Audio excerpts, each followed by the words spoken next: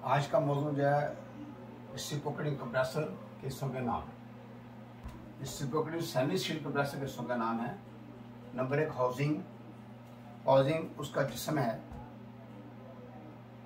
जो दो हिस्सों में है। एक हिस्से में कंप्रेसर है और दूसरे हिस्से में मोटर है। हाउसिंग एक ही होगी लेकिन दो हिस्सों में है। एक हिस्से में उसका कंप्रेसर वाला पोर्शन है यानी पंप है और दूसरी तरफ जो है वो मोटर है। अब ये जो उसका जिस्म है भी कास्ट आयरन का बना हुआ है जिसमें निकल और कोबाल्ट शामिल की गई हैं। इसके साथ सक्शन लाइन और डिस्चार्ज लाइन जो है वो आपको वाज़ेह नज़र आएंगी। डिस्चार्ज लाइन थोड़ी सी बारीक होगी, सक्शन लाइन मोटी होगी। ये जो कॉपर है, कॉपर की ज़्यादातर बनी होंगी। उसके बाद हेड प्लेट जो है, अब उसमें जो छोटे कंप्रेसर हैं उनमें सिर्फ एक पिस्टन और एक सिलेंडर होगा।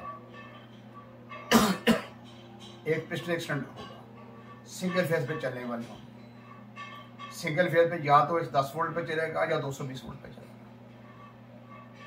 और उस कंप्रेसर को चलाने के लिए 7 कैपेसिटर इस्तेमाल कर लेते हैं, रनिंग कैपेसिटर। और आसानी से अगर स्टार्ट दिलवाना हो तो उसके लिए फिर स्टार्टिंग कैपेसिटर भी इस्तेमाल कर लेते हैं और साथ एक पोटेंशियल रिले वो इस्तेमाल की जाती है यानी उसके मोटर के साथ। लेकिन जो बड़े कंप्रेसर होंगे उनमें 3 फेज मोटर होगी और जिसका जिक्र जिसको मैंने नीचे मेंशन किया है, इस पर गौर करना है।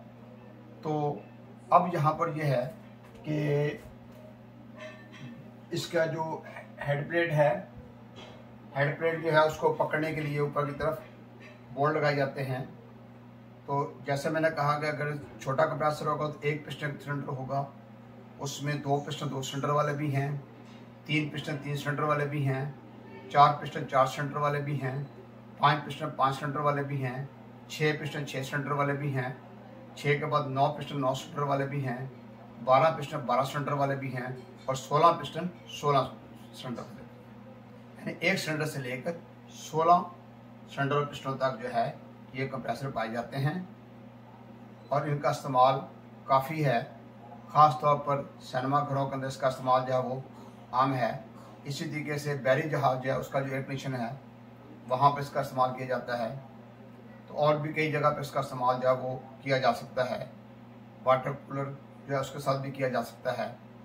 बड़े डीप फ्रीज़र हैं जो टॉपलेस हैं, ठीक है ना, उनके अंदर नीचे की तरफ लगाया होता है ये यानी कंप्रेसर जो है, तो वहाँ पे भी चल रहा है। इसके साथ जो है आप जो गैस इस्तेमाल कर सकते हैं और 12 गैस इसके साथ इस्तेमाल की जा सकती है, 22 नंबर गैस के साथ इस्तेमाल की जा सकती है, 134 जो है वो इस्तेमाल की जा सकती है, 502 गैस इस्तेमाल की जा सकती है। तो मुख्तलिफ किस्म की गैसें जो है इसके साथ इस्तेमाल की जा सकती है। यहाँ पर जो है हेड प्लेट जो है उसको पकड़ने के लिए नट बोल्ट्स, उसके बोल्ट्स इस्तेमाल किए जाएंगे। हेड प्लेट को पकड़ने के लिए बोल्ट्स होंगे, तो वो डिपेंड करता है कि वो कितने बोल्ट्स लगने हैं। अगर एक पिस्टन एक सिलेंडर है तो 4 बोल्ट भी हो सकते हैं। अगर 2 पिस्टन 2 सिलेंडर हैं उसके लिए 8 बोल्ट भी इस्तेमाल कर सकते हैं। बाद 6 बोल्ट इस्तेमाल किए जाते हैं जितनी बड़ी हेड प्लेट होगी। इसी तरीके से अगर ज़्यादा पिस्टन है तो इस तरीके से अलग-अलग आपको नज़र आएंगे, हेड अलग-अलग नज़र आएंगे। उसके बाद गैस्केट है, जो हेड प्लेट है और वॉल प्लेट के दरमियान एक गैस्केट इस्तेमाल होता है जिसको जॉइंट भी कह सकते हैं। वो एस्बेस्टॉस शीट का भी हो सकता है। अगर बड़े हेड हैं तो वो उस शीट के अंदर तारें होंगी, क्लिंगर टाइप होगा। उसके बाद सक्शन पोर्ट है, डिस्चार्ज पोर्ट है। तो जो हेड प्लेट होती है उसके अंदर ही जगह बनी होती है सक्शन पोर्ट डिस्चार्ज पोर्ट की। जो पोर्शन छोटा है वो सक्शन का है, जो बड़ा पोर्शन है वो डिस्चार्ज का है। उसके बाद वॉल प्लेट है, ये बहुत ही कंप्रेसर का अहम हिस्सा है। तो जो हेड प्लेट होती है वो नीचे से साफ होती है, तो वॉल प्लेट ऊपर और नीचे दोनों तरफ बिल्कुल सतह के लिहाज से 100% सही होती है। और ये भी कास्ट आयरन की बनाई जाती है, निकल कोबाल्ट शामिल किया जाता है और बहुत ही अच्छे तरीके बनाई जाती है। बाद अब हार्डवेयर स्टील जो उसको भी इस्तेमाल किया जाता है। इसके अंदर 2 सुराख होंगे, दोनों सुराखों के नीचे एक सुराख के नीचे की तरफ वाल लगा होगा, पथरी की तरह होगा, और ये स्प्रिंग स्टील है उसका बनाया जाता है। और ऊपर की तरफ एक वाल होगा, नीचे की तरफ वाल जो सक्शन फ्लैपर वाल होगा, ऊपर की तरफ डिस्चार्ज फ्लैपर वाल होगा। इसी तरीके डिस्चार्ज फ्लैपर वाल को होल्ड करने के लिए डिस्चार्ज वाल रिटेनर होगा, जैसे दूसरे कंप्रेसर में है। उसके बाद वाल प्लेट गैस्केट जो है, यानी हेड, कंप्रेसर हेड जो है और वाल प्लेट है, उसके दरमियान जो गैस्केट होगा उसे हम वाल प्लेट गैस्केट कहेंगे। ये भी सक्शन और डिस्चार्ज दोनों गैसों को अपार्ट रखता है, आइसोलेट रखता है, अलग अलग रखता है, ताकि ये आप उसमें अंदर ना आ जाए। उसके बाद कंप्रेसर हेड है, जब उसकी वाल प्लेट को हेड प्लेट को पीछे कर लें, वाल प्लेट को पीछे कर लें, तो नीचे की तरफ कंप्रेसर का हेड आ जाता है, जो बिल्कुल सतह उसकी सही मुलायम होती है, सरफेस जो है ना बिल्कुल साफ होती है, सीधी होती है, और दरमियान में उसके सिलेंडर की जगह होती है जिसमें पिस्टन ने ऊपर नीचे करना होता है। अगर सिलेंडर पिस्टन आ गया, सिलेंडर अंदर से बिल्कुल गोल होगा, बिल्कुल साफ शफाफ होगा, सिलेंडर पिस्टन बाहर की तरफ से बिल्कुल गोल होगा। जो छोटा कंप्रेसर होगा, बहुत छोटा, उसमें पिस्टन पिन और पिस्टन जो है रिंग्स इस्तेमाल नहीं किए जाते, ना ही आयल रिंग इस्तेमाल किया जाता है, जो बहुत छोटा होगा। जो दरमियाने या बड़े हैं उनमें रिंग जो हैं इस्तेमाल किए जाते हैं, जैसे मोटरसाइकिल जो है उसके अंदर जो पिस्टन होता है, रिंग आपने देखे होंगे, वो रिंग जो है इस्तेमाल, वो हार्डन स्टील के बने होते हैं और उसको लगाए जाते हैं। और नीचे की तरफ आयल रिंग होता है, वो रिंग जो है वो पिस्टन को प्रेशर बनाने में मदद करते हैं। और जो आयल रिंग होता है नीचे से आयल उठा कर ऊपर देता है ताकि लुब्रिकेट हो जाए और पिस्टन आसानी से सिलेंडर में मूव करता रहे। इसमें बाद दफ़ा जो होता है कि जब कहीं प्रेशर कम हो जाए कंप्रेसर का, तो फिर सारी गैस जो है लिक्विड रिसीवर में इकट्ठी जाती है। एक ड्रम होता है जिसे हम लिक्विड रिसीवर कहेंगे, जिसका जिक्र हम बाद में करेंगे, तफसील बाद में बताएंगे। तो उसके अंदर तमाम गैस पंप डाउन कर ली जाती है, इकट्ठी कर ली जाती है। उसके बाद खोला जाता है।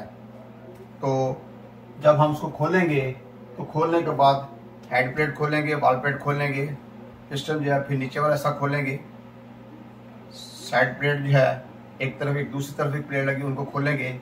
और खोलने के बाद जो है फिर हम बड़े टेक्निकल तरीके से उसको बाहर निकालेंगे, क्रैंक शाफ्ट से कनेक्टिंग रॉड और पिस्टन को निकालेंगे। उसको पिस्टन निकालने के बाद उसका रिंग चेंज करेंगे। लेकिन ये याद रखिएगा कि उसका ऑयल जो है वो लीक ना कर जाए, तो ड्रेन से ऑयल निकाल लेते हैं, नीचे की तरफ पोर्ट होती है उससे ऑयल बाहर निकाल लेते हैं। उसके बाद कनेक्टिंग रॉड है, कनेक्टिंग रॉड जो है उसके 2 हिस्से होते हैं। एक हिस्सा जो है वो क्रैंक शाफ्ट के साथ लगा होगा और दूसरा हिस्सा जो है वो पिस्टन के साथ लगा होगा। जो क्रैंक शाफ्ट के साथ लगा होता है उसके 2 पोर्शन होते हैं, एक पोर्शन ऊपर की तरफ एक नीचे की तरफ। नट बोल्ट के जरिए उनको कसा जाता है, क्रैंक शाफ्ट के उस पोर्शन के साथ, मूवेबल पोर्शन के साथ आ जाता है वो। उसके बाद पिस्टन पिन है, पिस्टन और कनेक्टिंग रॉड को आपस में जोड़ने के लिए पिस्टन पिन इस्तेमाल की जाती है। वो पिन अपनी जगह पर बरकरार रहे उसके साथ हम एक लॉक लगा देते हैं जिसे पिस्टन पिन लॉक कहेंगे। जो पिन होती है इसको रिस्ट पिन भी, गजर पिन भी कह देते हैं। ये हार्डन स्टील की बनी होती है, ठीक है, और लुब्रिकेशन अगर सही होती रहे तो कई साल तक ये सही रहती है। उसके बाद क्रैंक शाफ्ट है, क्रैंक शाफ्ट जो है ये भी कास्ट आयरन की बनी होती है, इसमें भी निकल कोबाल्ट शामिल किया जाता है। और अगर ये एक पिस्टन एक सिलेंडर वाला कंप्रेसर होगा उसमें क्रैंक का एक पोर्शन अपसाइड होगा। अगर वो 2 पिस्टन 2 सिलेंडर हैं तो क्रैंक शाफ्ट जो है वो उसमें फ़र्क आ जाएगा। उसमें ये होता है कि क्रैंक इस तरीके से चलती है कि एक पिस्टन, एक कनेक्टिंग रॉड ऊपर जाता है, दूसरा नीचे आ जाता है। जो कनेक्टिंग रॉड ऊपर जाता है उसके साथ पिस्टन ऊपर जाएगा, दूसरा पिस्टन नीचे आ जाएगा। इससे बारी बारी पिस्टन ऊपर नीचे करते हैं। तो इसी तरीके से जो 3 पिस्टन 3 सिलेंडर वाला होता है उनकी क्रैंक शाफ्ट उससे मुख्तलिफ होगी, 4 वाली उससे मुख्तलिफ होगी, और 5 वाली उससे मुख्तलिफ होगी, 8 वाली उससे मुख्तलिफ होगी, 12 और 16 माल की इख्तलाफ होगा, बड़ी क्रैंक शाफ्ट हो जाएगी और कंप्रेसर भी काफ़ी बड़ा होगा।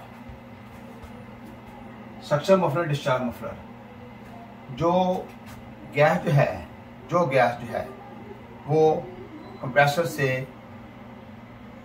यानी डिस्चार्ज मफलर की तरफ जाएगी और वहाँ से आगे की तरफ जो है वो डिस्चार्ज लाइन से बाहर निकलेगी ताकि आवाज़ ज़्यादा पैदा ना हो और रेगुलेट हो सके। सक्शन मफलर भी इसी तरीके से लगाए जाते हैं। तो सक्शन मफलर, डिस्चार्ज मफलर जो है वो आवाज़ कम करने के लिए और गैस को रेगुलेट करने के लिए होते हैं और ये कंप्रेसर के अंदर ही होते हैं। उसके बाद साइड प्लेट जो है, साइड प्लेट एक साइड पर लगाई हुई है और ये उस तरफ लगी हुई है जिस तरफ मोटर लगी हुई है। अगर फ़र्ज़ करें मोटर में ख़राबी हो जाती है तो पीछे से स्विच ऑफ करके तारें निकाल कर, ठीक है ना, खोला जाता है, उसको देखा जाता है क्या ख़राबी है। 2 वाइंडिंगें हैं, अगर छोटा कंप्रेसर है तो उसकी मोटर दो वाइंडिंगें हैं, एक स्टार्टिंग वाइंडिंग, रनिंग वाइंडिंग है, तो उसको फिर देखना पड़ता है। स्टार्टिंग वाइंडिंग ख़राब है तो स्टार्टिंग वाइंडिंग चेंज करनी पड़ेगी, रनिंग ख़राब है तो रनिंग चेंज करनी पड़ेगी। बाद दफ़ा दोनों मुतासर दोनों चेंज करनी पड़ती हैं। या इसके अलावा देखना पड़ेगा कि कोई तार वगैरह ढीली हो गई है या कोई कनेक्शन ढीला, कोई मसला है तो उसको उधर से हल किया जाता है। अगर 3 फेस होगा उसमें फिर 3 फेस वाले कनेक्शन तारें होंगी, ठीक है ना, 3 सेट डालेंगे, पहले फेस के लिए, दूसरे फेस के, तीसरे फेस के लिए, उसका अलहदा साफ होता है। मकसद यह है कि मोटर को अलहदा ठीक किया जा सकता है, कंप्रेसर को अलहदा ठीक किया जा सकता है, लेकिन होंगे साथ साथ। दोनों हालतों में अगर मोटर को ठीक करना है या कंप्रेसर को ठीक करना है, we shall pump down all the refrigerant in the liquid receiver. पहले हम उसको उधर डालेंगे, फिर उसके बाद हम उसको खोलेंगे। साइड ग्लास, तो साइड ग्लास जो है वो इसके जिस्म के ऊपर शीशा सा लगा होता है। उस शीशा में ये बताता है कि इसके अंदर कंप्रेसर ऑयल कितना है। अगर निसफ तक शीशे का कंप्रेसर नजर आता है, इसका मतलब कंप्रेसर ऑयल पूरा है। अगर निसफ से कम है तो कंप्रेसर ऑयल कम है, तो उसको फिर देखना क्यों कंप्रेसर कम क्यों है, ठीक है ना, उसको पूरा करें, उसकी वजह को दूर करें और कंप्रेसर ऑयल पूरा करें। कंप्रेसर ऑयल की डेफिशिएंसी जो है it will be danger for compressor. Suction service valve, discharge service valve, इनके साथ सर्विस वाल्व जो है वो इस्तेमाल होते हैं, ठीक है। जैसे open type reciprocal compressor service valve इस्तेमाल होते हैं, बड़े कंप्रेसर के साथ सर्विस वाल्व इस्तेमाल होते हैं जिनको शट ऑफ वाल्व कहते हैं। जो डिस्चार्ज लाइन पर लगा होगा वो डिस्चार्ज शट ऑफ वाल्व होगा या सर्विस वाल्व होगा, जो सक्शन साइड पर लगा सक्शन शट ऑफ वाल्व होगा। इन्हीं यहाँ पर चार्जिंग लाइन नहीं होगी, इन्हीं के जरिए प्रेशर सेल्फ प्रेशर दिया जाएगा, सेल्फ वैक्यूम किया जाएगा और गैस चार्ज की जाएगी।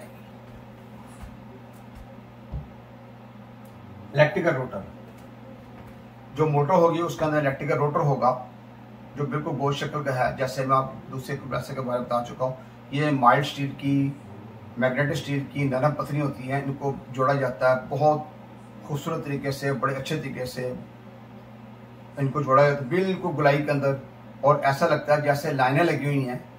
लाइनें नहीं हैं बल्कि पत्तियों का सेट है, उसे हम रोटर कहेंगे, जो स्टेटर में घूमता है। अब जो आगे स्टेटर आ जाएगा तो स्टेटर जो है वो पत्तियों का सेट है जो गोल शक्ल में है, अंदर की तरफ जगह खाली है जहाँ पे रोटर घूमना होता है। तो स्टेटर जो है उसमें रनिंग वाइंडिंग और स्टार्टिंग वाइंडिंग, 2 वाइंडिंग जो हैं। अगर वो सिंगल फेस है, स्टार्टिंग वाइंडिंग बारीक होगी, रनिंग वाइंडिंग मोटी होगी। रनिंग वाइंडिंग यानी स्टेटर का पहले डाली जाती है, स्टार्टिंग ऊपर डाली जाती है। अगर रनिंग वाइंडिंग के 4 सेट हैं और स्टार्टिंग वाइंडिंग के 4 सेट हैं तो इसके जो आरपीएम है वो 1400 होंगे, स्लो स्पीड मोटर होगी। अगर 2 सेट जो हैं रनिंग के हैं और 2 स्टार्टिंग है, ये हाई स्पीड होगी, इसके आरपीएम जो है वो 2800 होंगे। ये वो मालूमात हैं जो आप देखने के रूटीन में आपको नहीं मिलती, लेकिन आप गौर करते जाना इसके ऊपर। उसके बाद ऐसा है कि स्टार्टिंग वाइंडिंग और स्टार्टिंग टर्मिनल, रनिंग टर्मिनल और कॉमन टर्मिनल 3 होंगे, वाइंडिंगें 2 हैं। जहाँ से स्टार्टिंग वाइंडिंग शुरू होगी वो स्टार्टिंग टर्मिनल होगा, जहाँ से रनिंग वाइंडिंग शुरू होती है रनिंग टर्मिनल होगा। जहाँ दोनों तारें मिल जाएंगी उनसे टर्मिनल निकाला जाएगा, वो कॉमन टर्मिनल होगा। तो उसके साथ आमतौर पर रिले इस्तेमाल नहीं करते, कैपेसिटर इस्तेमाल करते हैं, रनिंग कैपेसिटर इस्तेमाल करते हैं। उसकी और बेहतरी के लिए रनिंग कैपेसिटर के अलावा स्टार्टिंग कैपेसिटर इस्तेमाल कर लेते हैं, साथ पोटेंशियल रिले इस्तेमाल कर लेते हैं, जिसको वोल्टेज रिले भी कह सकते हैं।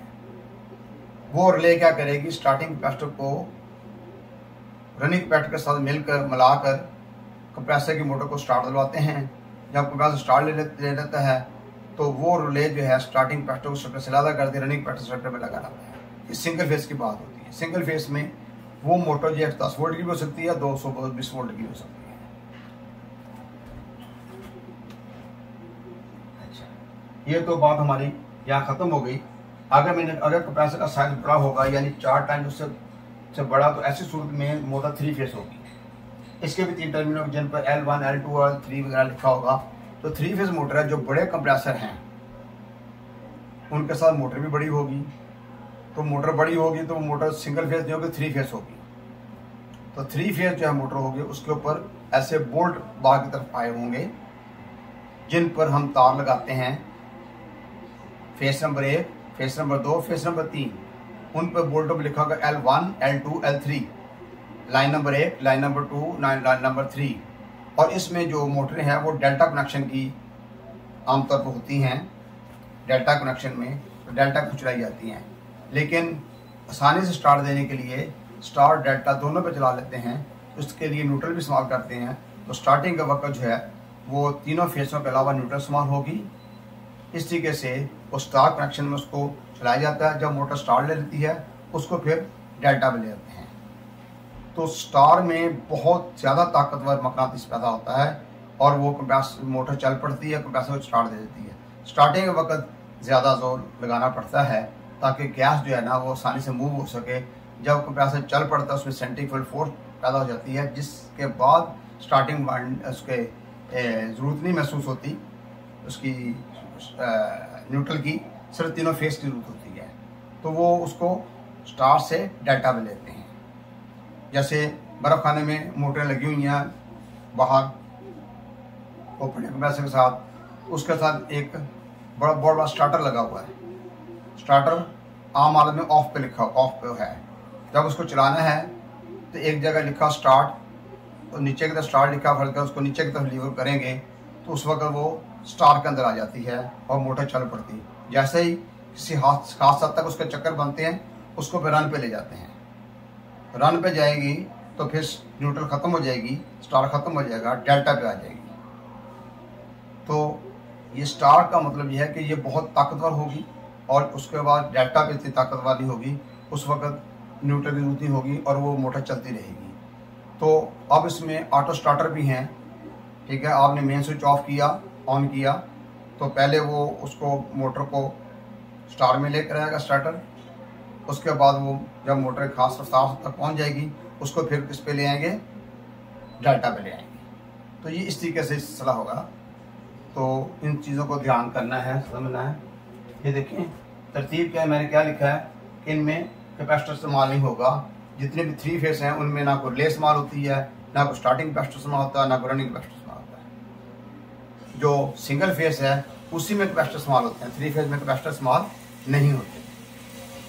ये इसके बारे में, इसका इस्तेमाल कहाँ पे होता है ये मैं पहले दोबारा बता देता हूँ। सैनमे घर जो हैं जब जाएंगे वहाँ पर ऐसा किया हुआ है कि जनाब 60 टन का प्लांट है।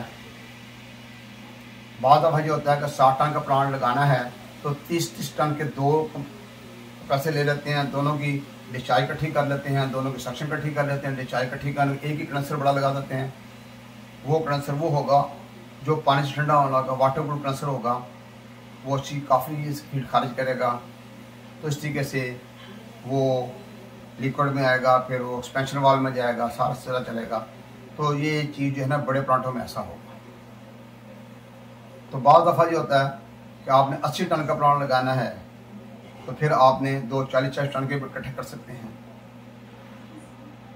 तो इस तरीके से ये तरतीब होती है कि किस तरीके से करना है। तो बाद दफ़ा एक ही कंप्रेसर काफ़ी होता है, बाद दफ़ा 2 कंप्रेसर को इकट्ठा करना पड़ता है। तो ये तरीक़ाकार जो है ना मुख्तलिफ जगह पर मुख्तलिफ तरीके से किया जाता है। अब इसमें बर्फ़ खाने पे क्योंकि ओपन टैंक कंप्रेसर इस्तेमाल होता है, मोटर ज़्यादा होती है। अब कई बर्फ़ खानों पर आग 22 का भी एक्सपेरिमेंट किया गया और उसमें सेमी सील्ड कंप्रेसर इस्तेमाल किए गए क्योंकि वहाँ पर अमोनिया गैस इस्तेमाल नहीं कर सकते।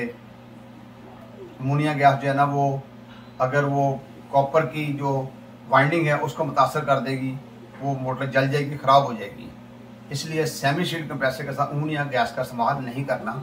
ओपन डेक साइड को सिर्फ अकेला कंप्रेसर ही हो, मोटर का कोई तलक ना हो, वहाँ पर अमोनिया गैस का इस्तेमाल किया जा सकता है। 12 का 22 का हर तरह गैस इस्तेमाल कर सकते हैं, लेकिन सेमी शील्ड के अंदर अमोनिया का गैस का इस्तेमाल नहीं करना। जहाँ तक मिथाइल क्लोराइड का, सिल्वर डाइऑक्साइड का गैसें हैं, दुनिया में इनका इस्तेमाल ख़त्म हो चुका है। ये खतरनाक गैसें थी, अब उनका इस्तेमाल नहीं हो रहा।